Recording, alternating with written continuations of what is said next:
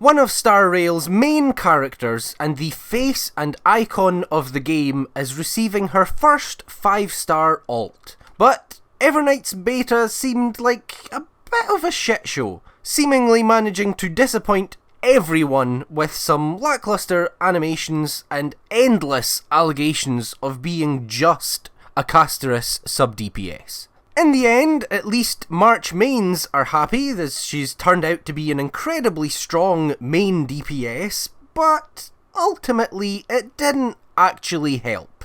It might actually be worse now for the health of the game, and there's a specific aspect of her kit that always made this somewhat inevitable. She at least isn't quite just a new slave for the seemingly less important and story-relevant, strongest character in the game that already has an expensive team with lots of relatively dedicated support options that she needs. Instead, she is now still pretty much all of that, but also represents another massive leap in power creep, with even more dependency on expensive investment. With Evernight not just needing Hyacine like Castorice, but also kinda pretty much needing Hyacine's light cone.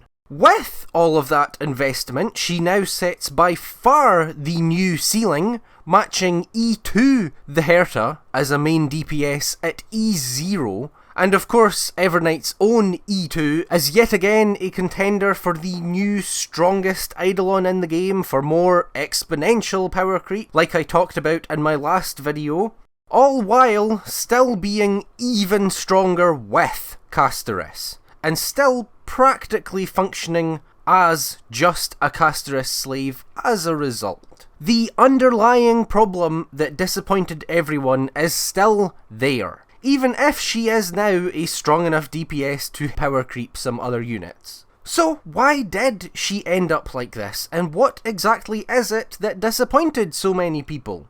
Her buff suite can actually look quite exciting initially as just a general Remembrance buffer, which could be very interesting and certainly more flexible, giving 30% vulnerability, 50 to 65% crit damage when paired with Remembrance teammates, and another buff equal to 24% of her own crit damage, which you can quite easily expect to be higher than another 60%, all on top of her own high personal damage. The problem though is that she's not just an HP scaler, but an HP fluctuator. She herself works like Blade, for example, scaling heavily based on the amount of times her HP changes. Combined with being a Remembrance support, this leads her to pretty much always require the same teammates as Castorice. But also, her entire kit's, gimmick is basically suicide bombing her own memosprite, which means she also creates a huge amount of new blood, aka massive amounts of energy for Castorice and only Castorice. This is the problem. This makes her generalist Remembrance buffs pretty much impossible to be properly valuable and balanced for other units like Aglaia.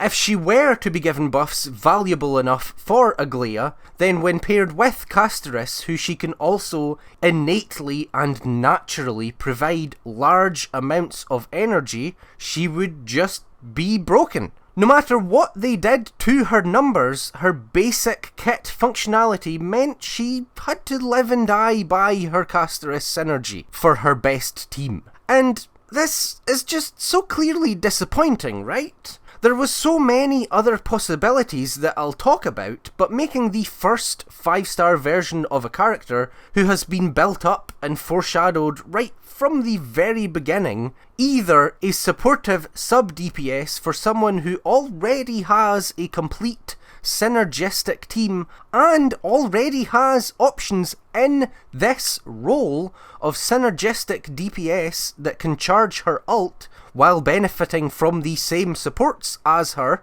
like Blade and Mydei, or, when not paired together, functionally the exact same character we already got 6 months ago, is just very clearly disappointing and boring, right? when she instead could have been so many other things while still maintaining her general position in the game. I won't argue she shouldn't be HP focused. Her existing kit makes it seem to me like they've finally realised what Remembrance's unique thing should be, not just summons which existed before the path, but summons existing on the field with their own HP pools. If the combination of summon and HP and being able to take damage is what is unique to Remembrance, then it makes sense to focus on HP fluctuation like Castorice. But that doesn't mean there weren't more interesting things that she could do. For example, what if she functioned like a vampire? Rather than just being Castorice again with a memosprite that she wants to summon and repeatedly blow up, what if it just stayed on field, and to power it, to build her Memoria stacks, she instead drained the HP of an ally of your choice? Her Castorice synergy doesn't change, but now she works with Mydei, providing him the total charge he needs. She works with Blade by giving him more instances of HP fluctuation. Essentially, she works with every HP scaler. Sure, they don't get the full benefit of her memosprite buffs, but they still get her other buffs, and it's a that much easier thing to balance. Her memosprite buffs are pretty much one single mob to turn to balance her Castorice synergy alone. She also no longer needs her overpowered sustains light cone. The drain from it affects her about as much as Castorice, if she cares about total HP drain instead of frequency of HP changes. Her memosprite has a taunt too, and during V1 of beta, Evernight had a small self-heal. Instead of removing that, which made sense, it was kind of overpowered as it was, but instead of just removing that, why not make her memosprite stay on field and balance her main DPS around the ability to go sustainless? Suddenly she has her own unique team and gameplay possibilities, while, again, still retaining her overall immense synergy with Castorice and Hyacine, only just not glued to them. And that's with keeping her synergy with them pretty much exactly the same, which isn't the only way she could have worked. Have you ever found it strange how Remembrance is built around the characters having a summon that sticks around on the field with its own HP that you want to heal, while the premier Remembrance DPS and now her sub DPS focus their playstyle entirely of getting rid of it as soon as possible? They gave Castorice a fancy, gorgeous territory and a whole ass dragon, and yet they're only on the field for like one single attack animation. They have all these extra mechanics that depend on how many extra characters there are on the field, like not just the Arcadia set, but their kits themselves. Part of the synergy between Evernight and Castorice is that Evernight's memosprite provides another target for Castorice's HP drain to charge her ult, another target for Hyacine to heal, or for Evernight's own buff to scale off of, and yet they don't stay on the field to trigger these effects? Why not, rather than just filling the existing role of synergistic sub-DPS that can slot in to charge Castorice's ult that we already have with existing HP scalers,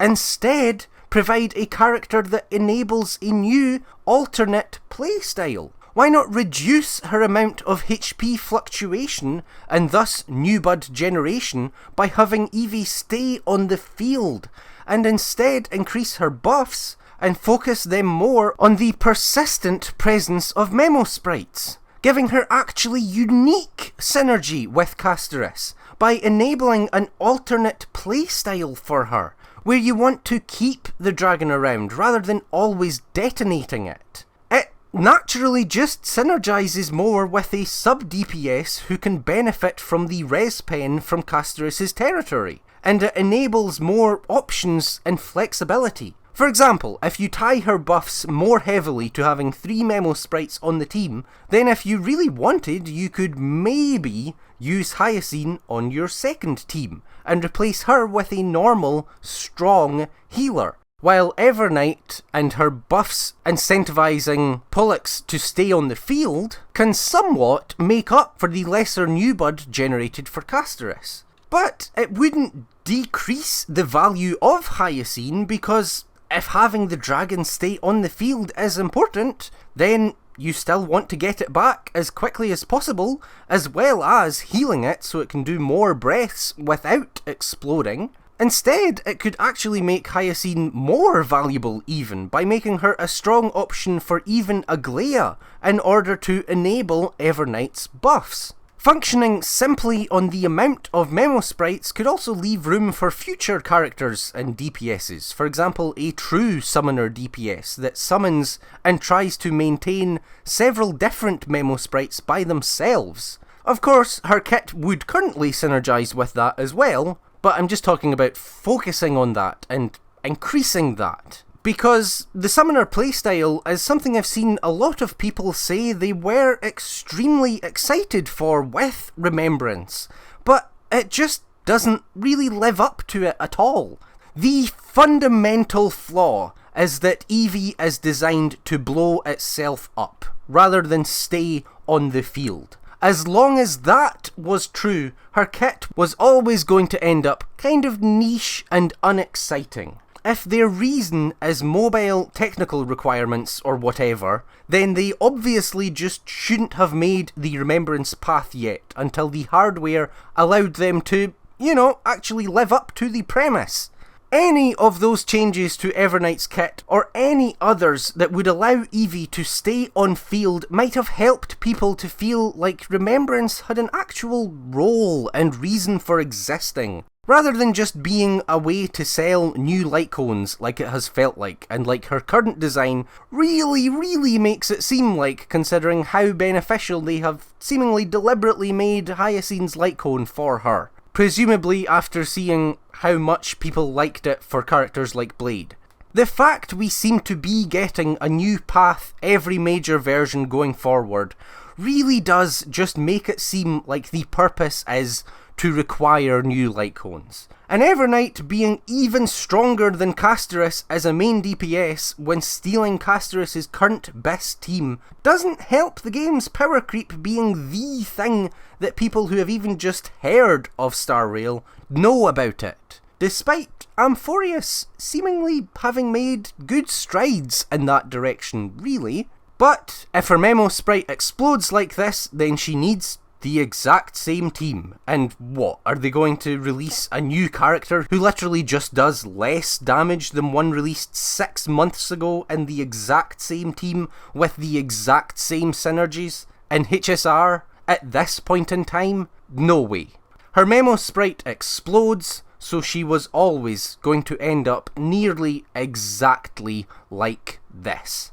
And it's a bit of a shame. At least we can be happy and take solace that, it's by no means the last alternate version that March will get. So, kind of when you think about it, if it were to happen to any character, maybe it's not such a bad one when it's one we know is going to get more focus and story and alternate versions in the future. And they did make her strong on her own in case you just want to use her. On her own or just in general. It's not all bad by any means. They made a strong character with still good, interesting, well-designed parts of her kit. Her buffs are good and interesting and can enable her to synergize with more unusual and different future characters still. And we still don't know what Cyrene's kit's going to be like at all. But just, yeah, it's a bit disappointing that they didn't go for something more unique and interesting by just making even small changes. Thank you so much for watching. I made a video about the way Hoyo does duplicates a couple of weeks ago, so go and check that out if you like. Until hopefully next time, bye.